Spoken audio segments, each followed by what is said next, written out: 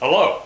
We took our sad old yellow guest bathroom and upgraded it with better paint, better light, and a few other things. Also, we put in wainscot.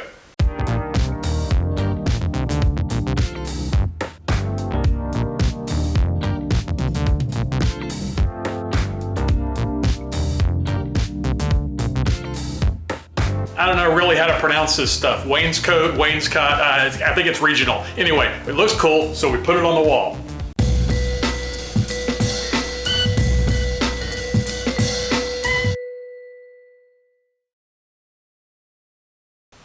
The old bathroom suffered from low light, a light fixture that was hanging upside down for some strange reason, and yellow paint that we didn't have any extra for because the previous homeowners took their paint with them.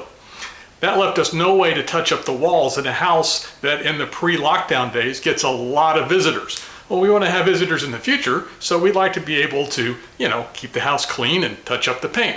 So we decided to redo the whole thing. Upgrade the lights, fix the paint, put in wainscot, and just make it better. And upgrade a couple other things along the way. This is the bathroom as it originally appeared. Yes, we know it's dark and yellow. That's what we're here to fix. And here's that upside down light. I don't know how I missed that all these years, but there it is. This bathroom has two of our projects, our famous gearbox and the falling shelves. The gearbox was one of the first videos we ever made, and it's really good for scaring guests. I'll link that video here if you want to see how this went together. The falling shelves will be in a future video, at least the future ones will be. These falling shelves are doomed. And here are the falling shelves. There's a whole story behind these we'll cover later, but they're basically falling down the wall and they look neat. I think you'll agree, this outdated bathroom has got to go. Everything has to come off the walls, and the first thing to go is the sink. Then the falling shelves. These are held up by brackets and they look like they're falling down the wall. Always a conversation starter, but we're going to improve these. The wainscot is going to mount directly to the walls. That means all the floorboards have to come out. So everything's pried off the wall and is going out into the trash because we're not going to reuse this. Then I wear a yellow shirt to fill the holes in the yellow wall. Prep work is done, so it's time to paint. And now the age of yellow walls and dark lighting are over. They will never trouble us again. Wainscot is easy to install and it looks great. It's also pretty cheap, and it armors your walls against hazards like wandering toddlers or clumsy guests, both of which have been a problem here. Well, we don't really have wandering toddlers anymore, but people running into walls and dropping things has been a problem, and with no paint to fix it, well, we have a scarred up bathroom. So we armored the walls and we painted with paint that we do have backup paint for up above. So we're all set to have visitors again when all the lockdown ends.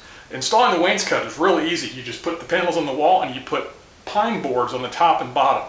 Stupid simple, but it makes your house look like a real grown-up house. Wainscot, beadboard, comes in sheets that look like this. They're 32 by 48 inches, and they interlock like this.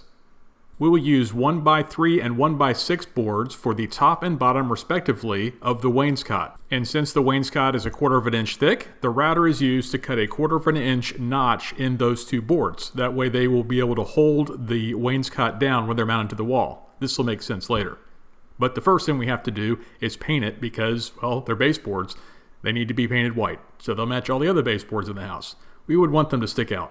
These white strips of wood are going to be nailed into the studs, so I use post-it notes to mark the studs so that I don't have to worry about this later, because I'm lazy. And because it's hard to detect studs through wainscot. Then the boards are cut to the lengths that we need to fit along the sections of wall. This is not a large bathroom, it's a half bath off a hallway, and the total wall area is 21 feet, so it only takes 4 panels to cover all of that, and we've got some scrap left over. The sink and the toilet both have pipes that come out of the wall, so here you see me cutting holes for those pipes to go through the wainscot. This isn't a hard thing to do, just make sure you measure it properly. And there's the hole, right there where the pipes come out. You see how the wainscot fits into the notch of the baseboard? Fantastic, it's almost like that was done on purpose.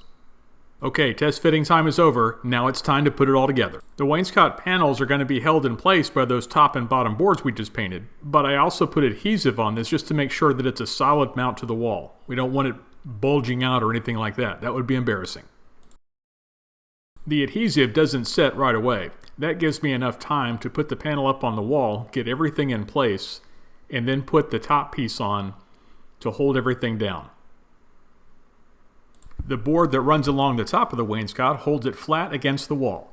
The board that runs across the bottom does the same thing across the bottom of the panel, and the adhesive behind each panel holds the panel in place no matter what the top and bottom braces do.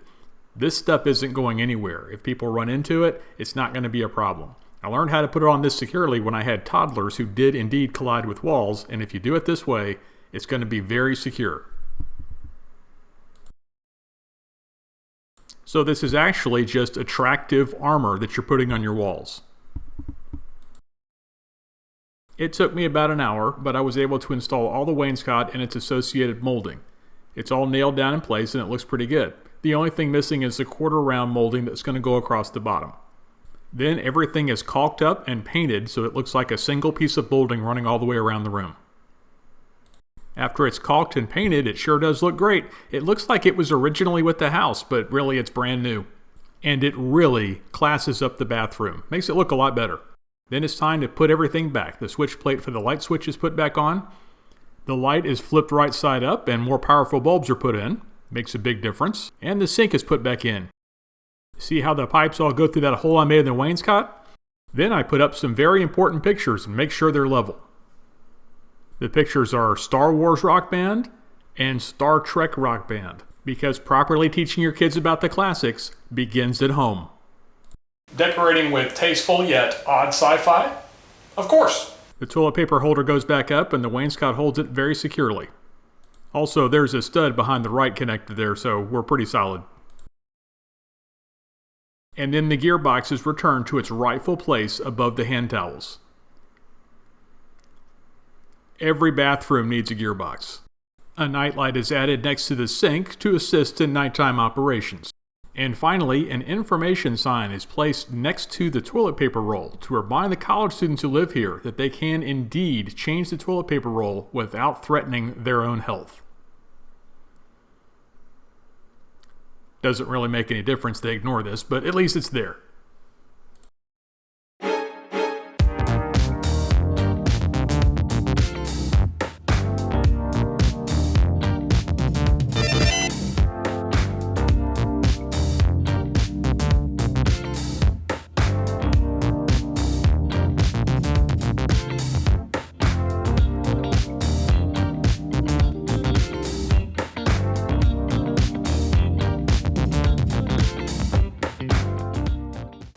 So that is the bathroom upgrade.